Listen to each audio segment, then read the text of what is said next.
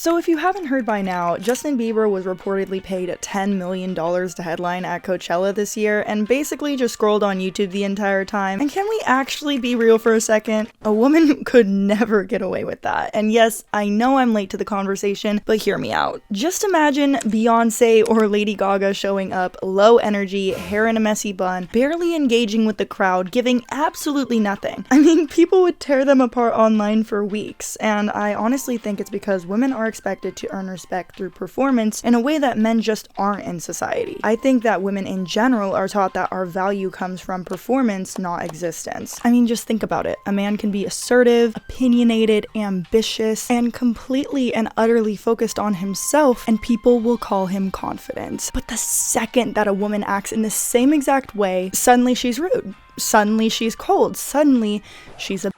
All women know exactly what I'm talking about when it comes to scenarios like this because we've all had to live it. From the time we're little girls, we're literally rewarded for being agreeable. And the scary part is a lot of women don't even know just how much of their personality has been built on this societal conditioning until they actually start to respect themselves and set boundaries. Women have been lied to into believing that the easier you are to manage, that somehow the more valuable you are in society. And honestly, I think that's why so many women are scared of being truly confident. It's not the fact that they are actually easy, it's the fact that they don't want to be perceived as difficult. Because the second that you're perceived as a difficult woman, well, you lose favor. If you're new here, hey bestie, my name is Natalie, and this is where I share ways that I'm getting my shit together so that you can get your shit together. Listen, this video is not designed to complain about the way the world is. Boo-hoo, women are oppressed. No, okay. It's meant to give you the tools in order to navigate this double bind that women are often subject to. Today we're talking about how to deal with it. Yep. The double bind that every single woman is in, where they want to be seen as a nice, easygoing woman,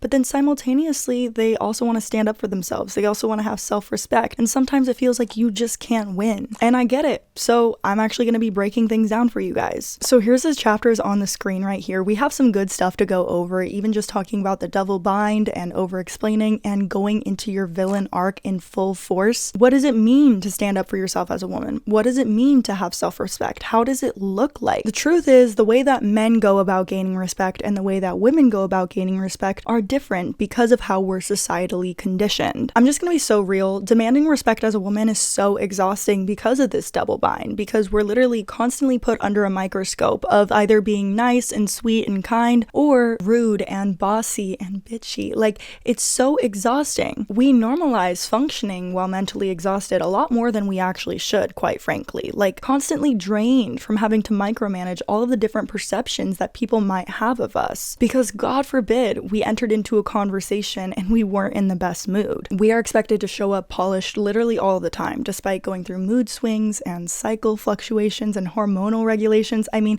let's be real, you guys. We are women. And I don't think we try to be this way. I just think a lot of us don't even realize just how disconnected from ourselves we've been until we get back into balance. And something that has been helping me in my daily routine to stay balanced is actually a daily dose of saffron root. And for those of you who don't know the benefits of taking saffron root, people have been using this herb for thousands of years to help naturally boost their mood. So I tried it, and Saffron Co was kind enough to sponsor this video today, but I really wanted to share my personal experience on how it helped me with my midday exhaustion. I actually recently started a new job. I am a law clerk, which is super exciting. It's my first big girl job, but a 9 to 5 can be really exhausting. I'm not gonna lie, there was a period of time where I was naturally slamming caffeine, and I realized I was gonna burn myself out. So for those who know how supplements work, around the second week I realized that I wasn't having a midday caffeine crash. My mood was just a lot better. I was a lot happier. I just felt like everything was just evened out. And that's part of why I was interested in Saffron Co to begin with. It's more about supporting your mood and your energy and your focus in a way that actually feels stable and sustainable, not just a quick fix that's going to end up in burnout. For anybody who has been feeling just a little bit more overwhelmed than normal,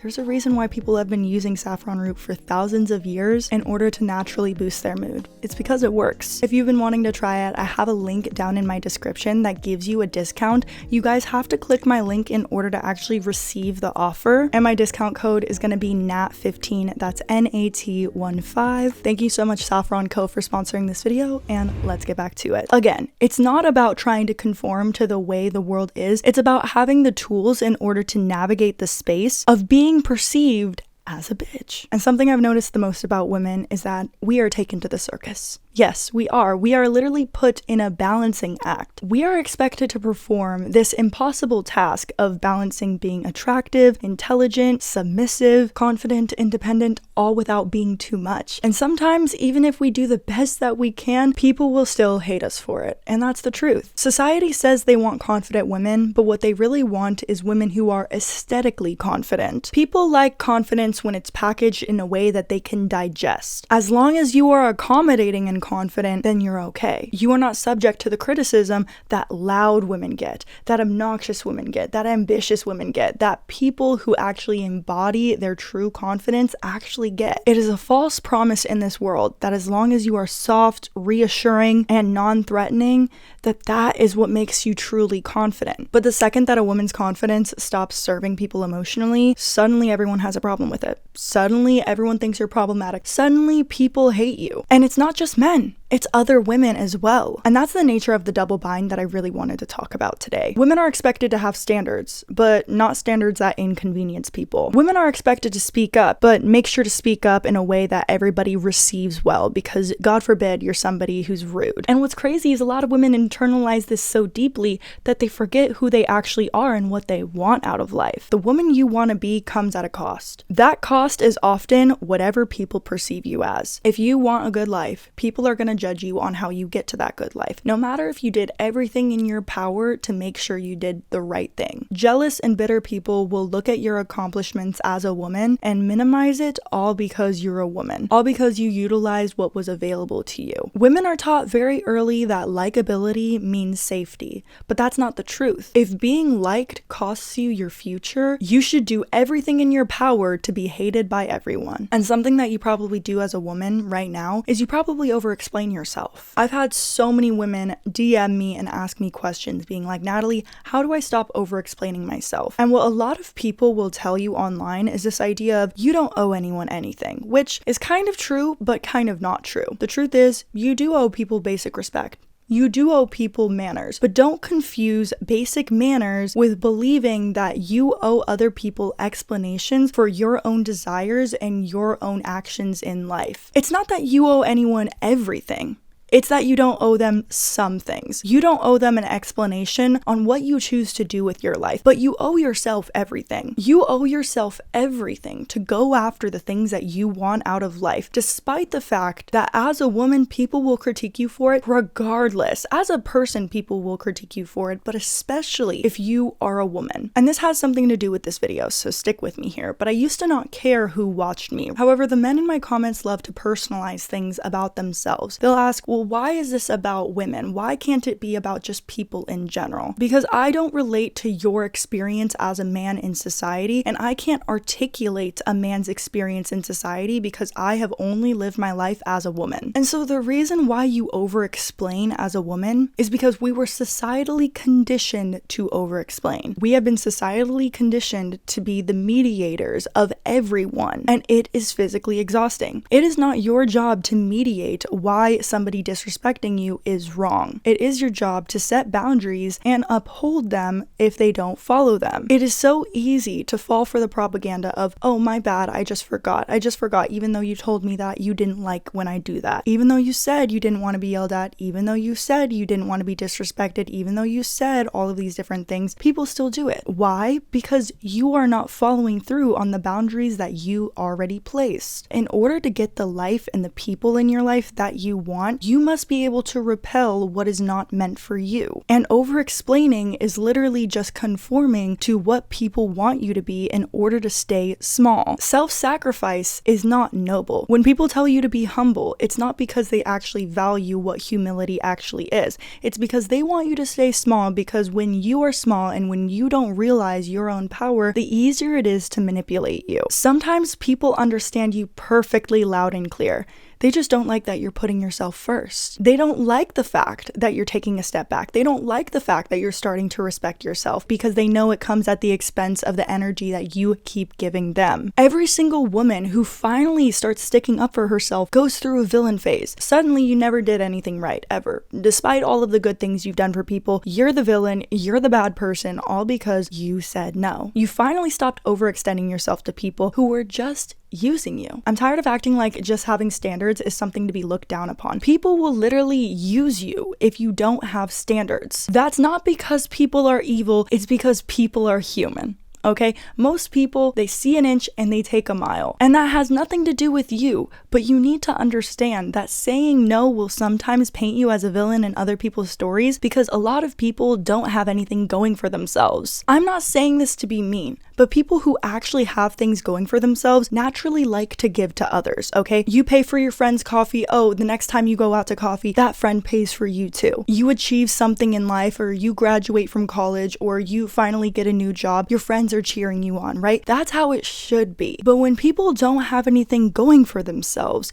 they will look at you with jealousy. This isn't just other women, this is men too. Men are jealous of women. Something I can guarantee you is you will start to be seen as a villain when you start to say no. And that's not because you are, that's just because you're finally standing up for yourself, and oftentimes it repels the people that it's meant to. It's not that you are a bad person, it's that the new version of you is repelling the people who it was never meant for. Sometimes your old life will cost you your new one, and that includes your old friends, your old people that used to be in your life, the old people who said they care about you, who said they wanted to cheer you on, who said they were on your side up until you felt like they weren't. People start to act like you changed into this cold, selfish person when you just finally realized who was actually in your corner. You're not being mean, you're just not performing emotional labor for everybody else around you because other people's problems are not your problems. I used to be the friend that would stay up on the phone with people, talking to them about their situations for hours on end, and it would leave me feeling emotionally drained because I didn't have boundaries for what showing up as a good friend actually looked like. Showing up as a good friend to people doesn't mean overextending yourself into emotional exhaustion. It is okay to set emotional boundaries with people because the real people in your life won't hold that over your head. They will understand that you are human and you need the space that you need. There's a huge difference between kindness and the inability to disappoint people. You're gonna disappoint people because you're human. A lot of people act like feminine aggression doesn't exist. Women are allowed to get mad. In fact, your anger might literally be stemming from the fact that you are tolerating mistreatment that doesn't feel right to you. Usually your anger comes from a place that's justified. It doesn't come out of nowhere. That doesn't mean you have to act in a certain way with the anger. That simply means that acknowledging its existence isn't going to tarnish your reputation. Let's be real. Even in nature, femininity isn't passive all the time. Female lions are aggressive when they need to be, protective when they need to be, territorial when they need to be. Just look at nature. This idea that women are supposed to be soft and nurturing 24/7 is built on a lie. Human women are expected to package every single emotion in a way that makes sense and is digestible to other people. It's supposed to protect everybody else's comfort except for your own. A man gets angry and he's passionate, he's dominant, he's serious,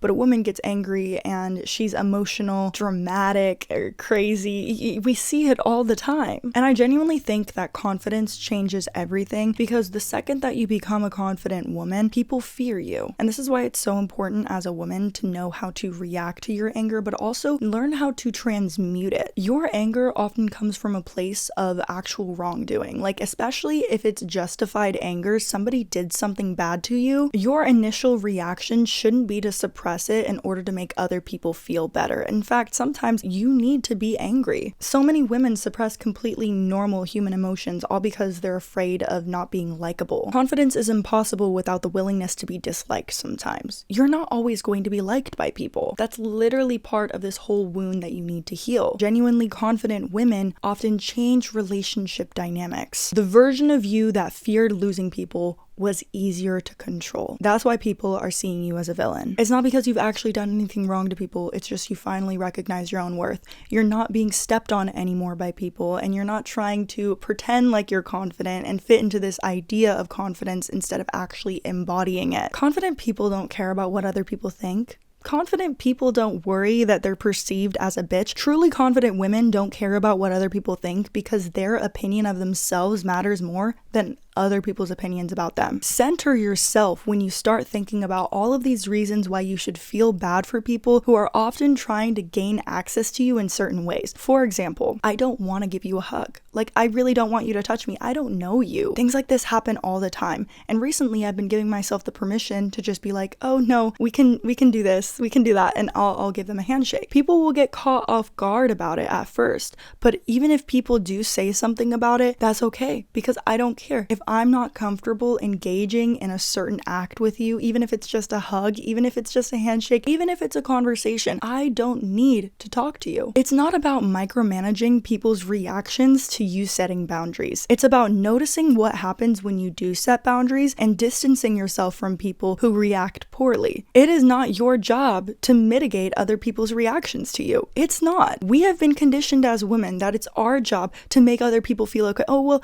are you okay? Like, I don't want to give you a hug, but like, I guess I'll give you a hug anyways. No, that's not your job as a woman. The amount of men who think it's like okay to like go up to you and like touch you, like, you know what I'm saying? Every single woman has been in a situation like that with men where a man has made them feel uncomfortable and we have just sat there and basically had to clean up the damage of it. And I realized that it's not my job to basically clean up men's emotions, okay? If I don't want to have you make physical contact with me and we can just talk like this, I'm going to say it. And sometimes I'm called a bitch for it. The second that I started saying no, the second that I started to turn my back to people who disrespected me in front of my face and not engage in conversations with people who were demeaning, I was called rude, I was called a bitch, I was called all of these different things. But the truth is, I was protected. I felt empowered in those situations because I don't owe these people anything. That doesn't mean I don't owe people manners, but if you're not going to respect my own boundaries, why would I respect you? This is how you take a situation into your own hands. You ask yourself, if this person is disrespecting my boundary, why do I have to owe them decency and respect, especially when they are not doing the same to me either? And I truly just wish one woman out there hears me and understands what I mean by this, because we have literally been conditioned all our lives to sit there and take disrespect from people who genuinely don't care about us. They are experiencing the benefits that we bring to their lives, but yet they're not respecting the things that it requires to be in our life. This goes for basic conversations with strangers to people close in your life. Self-respect changes your social experience. Not everyone benefits from your growth. Not everyone enjoys your boundaries. There's a lot of people out there who are benefiting from you not setting your boundaries and living in your authentic truth. So take this as your sign. You do not need a justification to say no as a woman. It is not your job to fix people. It's your job to remove your presence from people who are broken and are allowing it to impact you. It is not wrong to have broken people in your life, but it is wrong for them to bleed on you. It's wrong for them to take their burdens and try to place them on you as your responsibility. That is not your responsibility. It's your responsibility to help the people in your life that you care about just as much as they help you. Let's stop acting like it's such a crazy thing to want relationships in your life that serve you, that make you feel good about yourself. It is not selfish to want relationships that are beneficial in your life, okay?